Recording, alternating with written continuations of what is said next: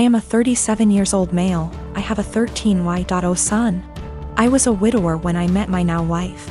She has a 16Y.0 daughter from another relationship. The family is often on pretty good terms. My son is the quiet one in the house. He keeps to himself a lot, but not to the point of being concerning. My wife and stepdaughter are the complete opposite. They both encourage him to be outgoing and share activities and join gatherings with extended family. My son complained about having to be forced out of his comfort zone and having his need for space invalidated. I spoke to both my wife and stepdaughter and asked them to give him space and freedom to spend his time however he wanted. They apologized and promised to let him be. As Mother's Day was approaching, I wanted to throw my wife a surprise Mother's Day celebration. It was no longer a surprise because my stepdaughter gave her the heads so she could prepare. Yesterday I got off work earlier than usual to get final arrangements done. We planned to celebrate at the restaurant and invited her family there. I had the key, and while I was entering the house through the front door, I overheard my wife and stepdaughter talking to my son. My wife was asking my son if he could convince me to let him stay home and not go with them to the restaurant to celebrate. I paused and decided to keep listening. My son said why, and she told him that his introverted and socially inept attitude will make her family uncomfortable and will ruin the mood. He promised her that he'd be well behaved and would try to interact and socialize with everyone, but she said that she wasn't buying it. He kept reassuring her, but she snapped and told him that technically she's not his mom, so she didn't get why he wanted to celebrate Mother's Day with her so badly. My stepdaughter threw some, I don't remember, backhanded comment, and then both of them were shocked to see me standing there. Both were staring without saying anything. I told my son and his stepsister to go to their rooms, then told my wife that the celebration was off, cancelled. She tried to argue, asking why repeatedly, and I told her why. She tried to explain that she didn't mean it like that and that I only heard part of the conversation but not all of it. I told her I was done arguing and the decision was already made. She yelled, asking what she was going to tell her family, and said that I was making tremendous mistake towards her. I ignored her while she kept throwing tantrum after a tantrum. Early this morning she took my stepdaughter and went to stay with her folks. Not a single call or text from her so far. Situation is full of tension. I'm upset still, but more hurt, to be honest. I mean, yes, I did say I was going to have this celebration, but I thought that what she said to my son was too harsh to ignore. I, 29F, dated a guy Joe, 30M, for 3 months before he left me to go back to his ex Kim, 30F. Right after we broke up I found out I was pregnant, and now I'm at 24 weeks. I let him know and he was ecstatic. Turns out his girlfriend had fertility issues and would likely never be able to get pregnant naturally, and he has always wanted to be a father. Getting back together was out of the question for both of us, so he's still with his girlfriend. Joe was only allowed at the initial appointment because of COVID-19, and we found out I was having twins. According to Joe, when he told Kim, she had a mental breakdown about her infertility and wanted to talk to me. I met them at their house, and Kim stated that she wanted to be involved in my pregnancy because she would eventually be the children's stepmother. She started telling me that I needed to do a home birth, that I needed to formula feed so that they could have the babies half of the week, that she wanted 1 boy and 1 girl. And that she wanted the kid to call her mama since they would be calling me mommy. I shut her down and said I would make the best choices for my children and my body, and left. Kim continued to be overbearing and texting me every day about my eating habits, exercise habits, and ing about how her job wouldn't let her take maternity leave. At the virtual genetics counseling appointment, she attended instead of Joe and took over the whole meeting, trying to talk about her family history, which wasn't relevant. When it came time for my 20-week level 2 scan, they allowed me 1 guest, and Joe suggested I take Kim instead of him, which I refused to do. Joe did end up coming, and he found out the gender because I wanted to keep it a surprise for me so we could throw a gender reveal party. I put a pregnancy announcement on my social media, and then she put up an announcement saying they were expecting twins, the non-traditional way, and how blessed she was.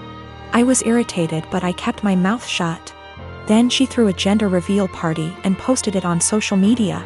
I wasn't even invited. She also announced that she's having a baby shower. I commented on her posts and told her to stop treating me like a surrogate, that the kids weren't hers, and that Joe didn't have any claim or custody of the kids until they are born. I then called Joe and reiterated all of this and stated that I would not be seeing either of them until we went to family court, and that my mother would be my birthing partner.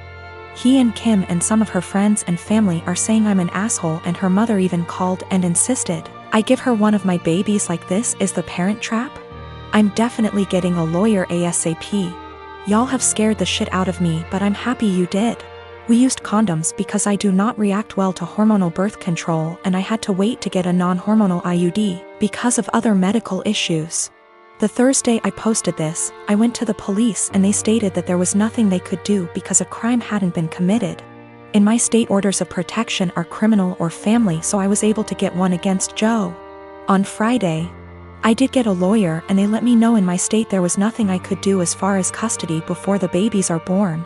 So I will be leaving my state soon to ensure that this isn't my baby's home state and I can't be charged with anything.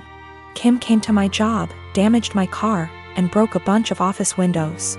I work with kids, so she was arrested for not just the criminal damage and trespassing but also child endangerment, so hopefully that works in my favor. Also, if Joe did it on purpose, I don't think Kim knew, because she was screaming at me about how I stole her life and everything I had was supposed to be hers. I have orders of protection against both Kim and Joe. I left the state anyway, and Joe and Kim started harassing me again because there's no legal jurisdiction when you leave the state. But I have enough evidence that I was able to press charges in my current state as well, and will be pursuing a restraining order here. I am a hiring manager at a tech company, and I was hiring for summer internships a little while ago. We had a guy, about 19 years old, applying for a summer internship between his freshman and sophomore years of college. It was a virtual interview over Zoom because of COVID. A minute or two in, when I was introducing myself, his mom came in and introduced herself and started talking about her son's work ethic. I thought it was a little strange. I said something polite about wanting to hear from him. She just didn't get the hint and kept coming into camera frame during the interview and interrupting her son to answer questions for him. I asked a few technical questions which he seemed to answer well, and then cut the interview fairly short. I thought that was all over and done with until I'd gotten an email from a woman, a month later, asking about her son's application. She seemed offended he hadn't gotten an acceptance or rejection. It bothered me. I felt bad for the kid, honestly. Way back when I was a teenager, my mom used to pull the same shit. But luckily she only did that when I was 15 and working for a day camp. Not when I was an adult applying for engineering jobs. But I felt like this poor kid was getting his chances ruined because his mom wasn't giving him the chance to apply on his own. I sent an email back saying I was not at liberty to send information about an application to anybody but the applicant. I also asked HR to send an email to the kid saying sorry, but we were not making him an offer. It is something we usually do, but his rejection email must have slipped through the cracks with all the COVID craziness. Anyway, after we sent that, I got a phone call from his mom. She had a forwarded copy of the email, and she was demanding answers. I said that I could not comment on the guy's performance in the interview to her, as she was not the applicant. If he wanted to reach out to me, I was happy to give him some feedback. However, I could say that regardless of his performance, her presence in the interview took him out of consideration for the position. We were looking for an independent and self-driven person for the position, and for that reason, it is important to see an applicant speak for themselves, follow up themselves, etc. I also said that, as a piece of advice, every hiring manager I've met in my career who sees someone other than the applicant answering questions during an interview, following up on the applicant's behalf, etc., would also put their resume in the do not hire pile. Since, while the applicant may be skilled and motivated, they need the ability to demonstrate those traits themselves. She blew up at me over that, kinda cussing me out to the point where I hung up. My husband, Asian, and I, American, welcomed our firstborn 4 weeks ago. The baby is healthy, thank God, but I'm exhausted, haven't fixed my hair, barely able to shower, and cannot sleep. My husband's family had been pressuring us to visit to meet the baby. I tried to hold them off as much as I could, but yesterday, I was surprised to find them standing on the porch. Turns out hubby invited them for dinner. I was embarrassed and felt like I wasn't ready for visitors, judgmental ones at that, cause the house was a mess, y'all. Anyways, my husband sat with them while I fed my son. Then later I asked my husband if we should order takeout for dinner. He said no, because his parents would find this rude and unwelcoming. He suggested that I go inside the kitchen and prepare something, anything long as it's homemade. I said fine, then went and made some mac and cheese. The reason I prepared this meal is because of how easy it is. Once I served the family, my husband's mom looked at me and was appalled. I noticed something was wrong. She asked if I really found it appropriate to serve her and the family mac and cheese. I asked why not, and she went on a rant about how disrespectful this was and that I clearly have no experience in what is right and wrong when it comes to hosting. I said, "Excuse me? Who said I signed up to host an expected visit from them?" And she took it as in I didn't want them there. Her husband said they were just there to finally see the baby that I kept them from seeing for an entire month. That's a whole month of his life they missed out on. We had an argument and they decided to go home. My husband said that deciding to serve his family mac and cheese was more offensive than serving them nothing at all. I told him I was too exhausted to cook their traditional feasts, that I was forced to learn from his mom. He took offense and said that I was being mean and disrespectful towards not only his family but his culture. I went inside the bedroom to stay with my son. My husband stayed on the phone with his family for an hour, then kept giving me the cold shoulder, and refused to eat what I cook in support of his family. I understand how some guests might find it offensive, especially his family, but I was just trying to make a quick homemade meal like my husband wanted.